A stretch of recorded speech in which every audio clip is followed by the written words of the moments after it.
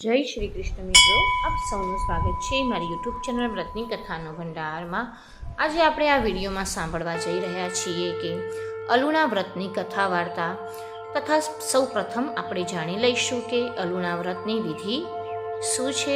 મારા વાલા મિત્રો, આ વિડીયો શરૂ કરતાં પહેલાં મારું આપ સૌને નિવેદન છે કે જો આપ આ ચેનલમાં નવા હોવ તો મારી ચેનલને સબસ્ક્રાઈબ ચોક્કસથી કરી લેજો।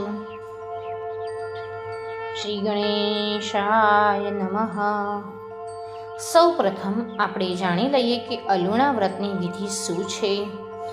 આ વ્રત ચૈત્ર સુદ બીજથી વદ સાતમ સુધી થાય છે। વ્રત કરનારે સવારે વહેલા ઉઠી નહાવાનું અને પછી મહાદેવજીની પૂજા અર્ચના કરી માતા પાર્વતીની પૂજા અર્ચના કરવાની હોય છે અને અંતે કથા વાર્તા સાંભળવાની હોય છે। આ વ્રતમાં વ્રત કરનારથી મીઠું ખવાતું નથી અને એટલે જ આ વ્રતને અલુણા વ્રત કહેવાય છે। વ્રત કરનારે દિવસ દરમિયાન જ્યારે પણ સમય મળે ત્યારે ઓખાહરણનું વાંચન અવશ્ય કરવું, જેથી કરીને મહાદેવજી તથા માતા પાર્વતીના વિશેષ આશીર્વાદ આપને પ્રાપ્ત થાય। હવે આપણે સાંભળવા જઈ રહ્યા છીએ અલુણા વ્રતની કથા વાર્તા।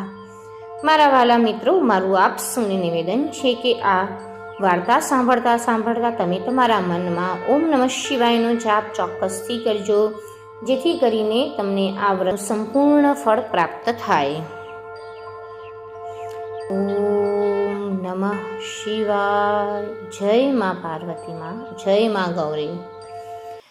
એકવાર ભગવાન ભોળાનાથ શિવજીએ પાર્વતીજીને કહ્યું, દેવી, હવે હું તપ કરવા જઈશ। ભગવાનની આ વાત સાંભળી પાર્વતીજી બોલ્યા કે પ્રભુ, આપ તો તપ અને આપ તો વર્ષોના વર્ષો તપમાં બેસો છો અને તેથી એકલપણું ક્યાં સુધી હું નિભાવું? આપ મને પુત્ર થાય તેવું વરદાન આપો। મહાદેવજીએ માતા પાર્વતીની આ વાત સાંભળી કહ્યું, ઠીક છે દેવી, તમે તમારી ઈચ્છા શક્તિથી 2 બાળકો ઉત્પન્ન કરજો, જેથી તમારું એકલવાયાપણું ટળશે અને આનંદપૂર્વક દિવસો જતા રહેશે। આમ કહી મહાદેવજી તપ માટે ત્યાંથી ચાલ્યા ગયા। મહાદેવજીના કહેવાથી મા પાર્વતીજીએ પોતાની ઈચ્છા શક્તિથી એક પુત્ર ગણેશજી અને પુત્રી ઓખા ઉત્પન્ન કર્યા। જમણી કુખેથી ગણપતિજીને પ્રગટ કર્યા ને ડાબી કુખેથી ઓખાને પ્રગટ કરી। હવે પાર્વતીજીને એકલવાયુ લાગતું નથી અને આમ ને આમ ઘણો સમય પસાર થઈ ગયો હતો। બંને બાળકો મોટા થવા લાગ્યા હતા અને એવામાં એક દિવસ નારદ મુનિ ફરતા ફરતા ત્યાં આવી પહોંચ્યા। જોયું તો બંને બાળકો રમતા હતા। મુનિએ આ બધું જોયું અને ત્યાંથી તો નારદ મુનિ સીધા ભગવાન શંકર જ્યાં તપ માટે બેઠા હતા ત્યાં આવ્યા અને ભગવાનને કહ્યું, મહારાજ, આપ અહીં તપ માટે આવ્યા છો, તમારે ઘરે તો સરસ મજાના 2 બાળકો, એક પુત્ર અને એક પુત્રી રમે છે। આટલું કહીને નારદજી ચાલતા થયા। ભગવાન શંકરે પાર્વતીજીને કહેલું તે ભૂલી ગયા અને એકદમ જ ક્રોધમાં ઘરે આવ્યા। જોયું તો ખરેખર 2 બાળકો રમતા હતા। જેવા ભગવાન શંકર ઘરમાં ગયા કે ગણપતિજીએ એમને રોક્યા અને બોલ્યા, એ બાવાજી, આમ ક્યાં ચાલ્યા? ભગવાન શંકરનો આવો ચિત્ર વિચિત્ર પહેરવેશ જોઈને ગણપતિજીને લાગ્યું કે આ તો કોઈ બાવો છે, એટલે તેમને ત્યાં જ રોકી કાઢ્યા અને કહ્યું, અત્યારે મારી માતાજી અંદર સ્નાન કરવા બેઠા છે, એટલે તમારાથી અંદર નહીં જવાય અને હું તમને અંદર નહીં જવા દઉં। અને ગણપતિજીએ જ્યાં અંદર જવાની ના કહી એટલે ભગવાન ભયંકર ક્રોધે ભરાયા અને ગણપતિજીને મારવા દોડ્યા અને આમ ને આમ ભગવાન શંકર અને ગણપતિજી વચ્ચે યુદ્ધ શરૂ થઈ ગયું। પણ આ તો ગણપતિજી એમ કાંઈ ગાંજ્યા જાય. એમણે પણ ભગવાન સામે યુદ્ધ શરૂ કર્યું. આમ પિતા પુત્ર વચ્ચે ભયંકર યુદ્ધ થયું. આ યુદ્ધ જોઈને ઓખા ખૂબ જ ગભરાઈ ગઈ અને ઘરમાં જઈ મીઠાની કોઠી પાછળ સંતાઈ ગઈ. આખરે ભગવાન શંકર ખૂબ જ ક્રોધાયમાન થઈ ત્રિશૂળ ફેંક્યું અને ગણપતિજીનું યુદ્ધ બરાબર જામ્યું. ગણપતિ મહારાજ કેમ કરતાંય ખસતા મસ્તક છેદી નાખ્યું અને ભગવાન શંકર ઘરમાં ગયા. ભગવાનને અંદર અચાનક આવેલા જોઈને માં પાર્વતીજીએ કહ્યું, હું સ્નાન કરું છું અને આપ અંદર આવ્યા. 12 છોકરાઓએ તમને રોક્યા નહીં? આવા પ્રશ્નો સાંભળી ભગવાને કહ્યું, દેવી, છોકરા કોના છે અને આપે મારી ગેરહાજરીમાં શું કર્યું? ભગવાનની વાત સાંભળી માતાજી બોલ્યા, કેમ? આપે તો મને વરદાન આપ્યું હતું અને આપે તો મને કહ્યું હતું કે 2 બાળકો પ્રગટ કરજો અને તેથી જ મેં 2 બાળકો પ્રગટ કર્યા. કેમ મહારાજ, આપ ભૂલી ગયા કે શું? આપ ત્યાં આવી ગયા છો તો બાળકો ક્યાં છે? અને આવું સાંભળીને અને આટલું સાંભળીને ભગવાનને યાદ આવ્યું કે પોતે જ પાર્વતીજીને કહેલું કે એકલવાયુ પણ દૂર કરવા 2 બાળકો પ્રગટ કરજો. અને મનમાં ને મનમાં ભગવાન શંકર વિચારવા લાગ્યા કે આ તો અનર્થ થઈ ગયું. પેલા નારદ મુનિએ મને કહીને આ શું થઈ ગયું? એવું વિચારતા કહ્યું, દેવી, મારા મનમાં શંકા થઈ અને તેથી પુત્રનું મસ્તક છેદી નાખ્યું અને વળી ગણપતિજી મને અંદર આવવા નહોતા દેતા. પાર્વતીજીએ કહ્યું, હું સ્નાન કરવા આવી હતી, તેથી જ મેં જ આજ્ઞા આપી હતી કે કોઈને પણ અંદર આવવા ન દેતા અને એ તો મારા આજ્ઞાનું પાલન કરતા હતા. મહારાજ, આપે વિચાર્યા વગર આવું કાર્ય કર્યું, પોતાના જ પુત્રનું મસ્તક છેદી નાખ્યું. અરે રે, હવે શું કરવું? અને માતા પાર્વતી ખૂબ જ વિલાપ કરવા લાગ્યા. માતાજીને વિલાપ કરતા જોઈને મહાદેવજીએ કહ્યું, દેવી, આપ ચિંતા ના કરો. હું જાઉં છું અને પ્રથમ મને રસ્તામાં જે મળશે તેનું મસ્તક લાવી તમારા પુત્રના ગણપતિજીના ધડ ઉપર બેસાડીને સજીવન કરી આપું છું. ભગવાન શંકર રસ્તે ચાલતા થયા. એવામાં સામેથી પહેલો જ એક હાથી મળ્યો. મહાદેવજીએ હાથીનું મસ્તક છેદી ગણપતિજીના ધડ ઉપર હાથીનું મસ્તક બેસાડી દીધું અને ગણપતિજીને સજીવન કર્યા.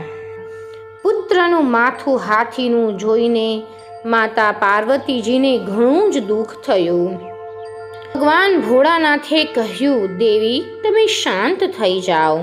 તમારા પુત્રનું મસ્તક ભલે હાથીનું હોય, તેનો દેખાવ ભલે બેડોળ હોય, પણ હું તેને વરદાન આપું છું કે આ બાળક અતિ તીવ્ર બુદ્ધિનો અને જ્ઞાન ગુણોનો ભંડાર થશે અને કોઈ પણ શુભ કાર્ય કરતી વખતે 3 લોકના વાસી જો ભગવાન શ્રી ગણેશનું પૂજન અર્ચન કર્યા સિવાય કોઈ પણ કાર્ય આરંભ કરશે તો તેમાં ઘણા વિઘ્નો આવશે અને તે કાર્ય સફળ ગણાશે નહીં.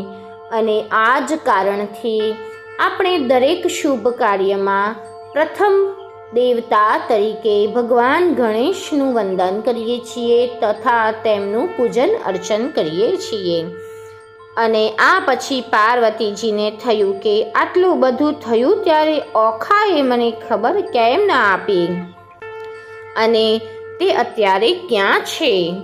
આમ વિચારી પાર્વતીજીએ ઓખાને મોટા અવાજે બોલાવી અને મીઠાની કોઠી પાછળથી ધ્રુજતી જતી ઓખા સામે આવી ઊભી રહી ગઈ અને માતાજીને કહ્યું, માં, હું ગભરાઈ ગઈ હતી અને તેથી હું મીઠાની કોઠી પાછળ સંતાઈ ગઈ હતી. ઓખાની વાત સાંભળી પાર્વતીજીને ઘણો ક્રોધ આવ્યો અને બોલ્યા તને તારો જીવ તારા ભાઈના કરતાં વધારે વાલો લાગ્યો, મને ખબર પણ ન આપી અને સંતાઈ ગઈ. આમ કહી માતાએ ઓખાને શ્રાપ આપ્યો અને કહ્યું, જા, તારું આખું શરીર મીઠામાં ઓગળી જશે અને તારો જન્મ રાક્ષસ કુળમાં થશે. આ સાંભળી ઓખા તો રડવા લાગી અને માતાજીને કહેવા લાગી કે માં, મારી ભૂલ થઈ ગઈ છે, મને માફ કરો. અને ભગવાન શંકરે પણ માતાને સમજાવ્યા અને કહ્યું, આ તો બાળક બુદ્ધિમાં આમ થયું છે. બીકના લીધે ઓખા સંતાઈ ગઈ, માટે તેના શ્રાપનું નિવારણ તમે જ બતાવો. પાર્વતી માને પણ ખૂબ જ દુઃખ થયું અને પછી એમણે કહ્યું, બેટા, મારો શ્રાપ તો મિથ્યા થશે નહીં, માટે તારે ભોગવવો જ રહ્યો. પણ જા, હું તને વરદાન આપું છું કે તું રાક્ષસ કુળમાં જન્મીશ, પણ તારા લગ્ન દેવકુમાર સાથે થશે. અને આ ચૈત્ર માસ ચાલે છે, આ ચૈત્ર માસમાં જે કોઈ મીઠા વગરનું ભોજન કરી અલુણા વ્રત કરશે, સદૈવ માટે નિરોગી થશે. અને જે તારું ચારિત્ર ગાશે તથા તેઓ લાંબુ આયુષ્ય ભોગવી અને શિવલોકને પામશે. પછી તો માતાજીના શ્રાપને લઈને ઓખા મીઠામાં ઓગળી ગઈ અને બાણાસુર રાક્ષસના ત્યાં તેનો જન્મ થયો.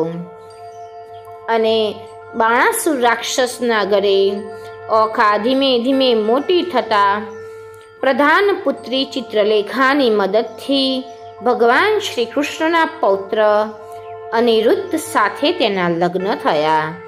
આમ અનિરુદ્ધ સાથે આનંદમાં જીવન વિતાવી અંતે શિવલોક આવ્યા. હે મા પાર્વતી, આપ જેવા સર્વેને સુખી કર્યા તેવા તમારા અલુણા વ્રત કરનારને ફળજો તથા સુખી કરજો અને સૌભાગ્ય આપજો. હે મા પાર્વતી, અલુણા વ્રતની કથા વાર્તા વાંચનારને તથા સાંભળનારને તમે સદૈવ માટે સુખી કરજો, ફળજો અને સૌભાગ્યની પ્રાપ્તિ કરાવજો. મારા વાલા મિત્રો, આ વિડીયોમાં આપ સૌએ જાણ્યું કે અલુણા વ્રતની કથા વિધિ તથા તેની વાર્તા આપ સૌએ સાંભળી. આ વાર્તા સાંભળવા દરમિયાન ખૂબ જ ધન્યવાદ અને માતા પાર્વતીના આપ સૌને ખૂબ જ આશીર્વાદ પ્રાપ્ત થાય તેવી હું કામના કરું છું. મારા વાલા મિત્રો, આ વિડીયો તમને સારો લાગ્યો હોય તો મારી ચેનલને સબસ્ક્રાઈબ કરી, વિડીયોને લાઈક, શેર કરી, કમેન્ટ બોક્સમાં ઓમ નમઃ શિવાય ચોક્કસથી લખજો અને આ અલુણા વ્રતની વાર્તાને તમે વધાવી લે, જેથી કરીને આ વ્રતની વાર્તાનું તમને ફળ પ્રાપ્ત થાય. ધન્યવાદ.